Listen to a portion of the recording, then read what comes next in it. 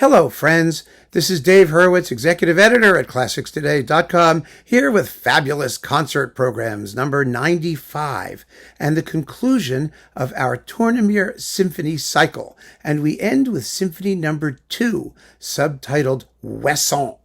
I love Symphony number 2. It's very, very beautiful. It's a big 3-movement Frankian extravaganza. It really is.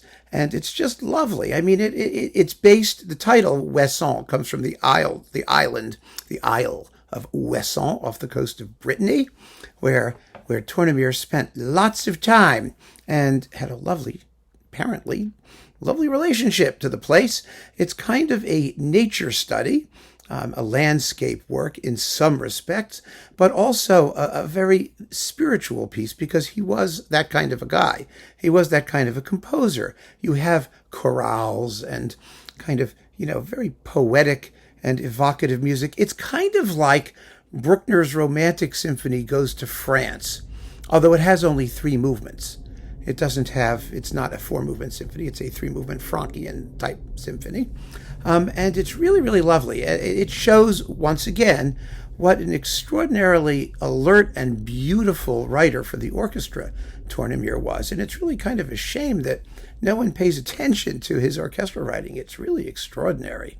I've said before, his use of the harps with the orchestra is absolutely second to none. He involves all of the instruments of the orchestra.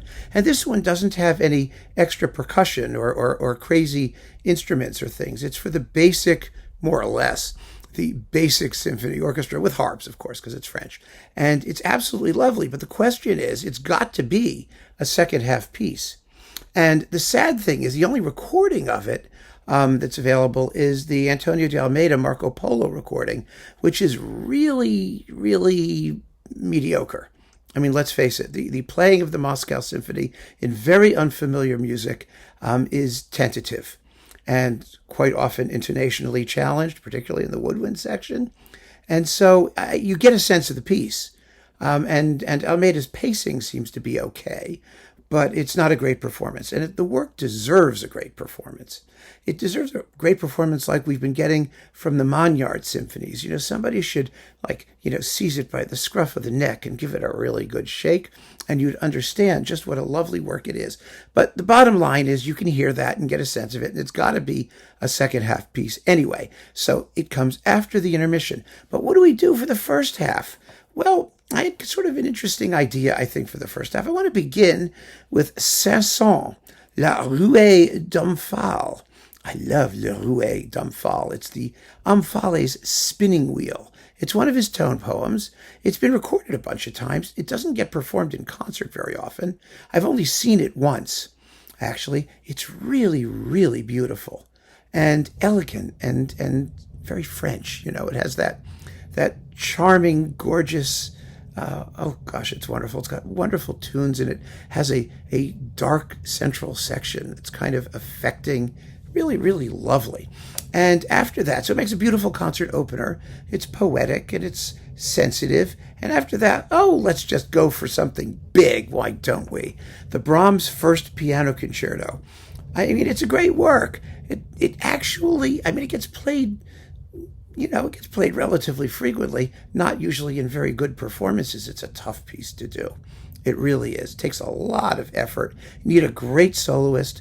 But and the tendency is to put it on second halves because it's such a big symphonic piece. I mean, it's nearly 45, 50 minutes long. So it's a big sucker. But I think that in this particular context, if you mix the Saint-Saëns, that elegance and filigree of Saint-Saëns, with the symphonic seriousness of Brahms in his first piano concerto, you kind of get Tournemire. You know what I mean? It's French seriousness, symphonic seriousness. And so I actually think that the program works rather well when you put it all together. And why not? Let's give it a shot, see what happens. And you can listen to it at home because you'll never hear it live.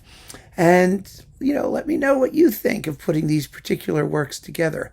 I think the Saint-Saëns is really sort of necessary because otherwise the whole program's too thick and heavy. You know what I mean? You need something lighter and and zestier, just as sort of an amuse-gueule, to get your taste buds fizzled out. Then the Brahms is a big, heavy duty sucker, and the Tournemire is kind of in between, but it's a very serious symphony, and I like putting the Tournemire with Brahms for that reason, because he doesn't suffer in comparison. That's the point. I mean, in terms of his seriousness of intent and his workmanship and his basic, I think effort to create a serious symphonic statement, which he certainly does. And I think you're going to enjoy this symphony. And it's the last one in this very remarkable series of 8 symphonies that Tournemire wrote. And I hope you'll have a chance to listen to most of them, or some of them. Anyway, you can stream them all without any difficulty, and really give this guy some attention. He deserves it. He was a major symphonist, a major statement guy. And I think he doesn't deserve his neglect. And hopefully this series of talks has helped to resuscitate his reputation a little bit, and at least bring him to the attention of music lovers who can then, pursue him at their own leisure. So keep on listening, friends, and thank you so much for joining me. Take care.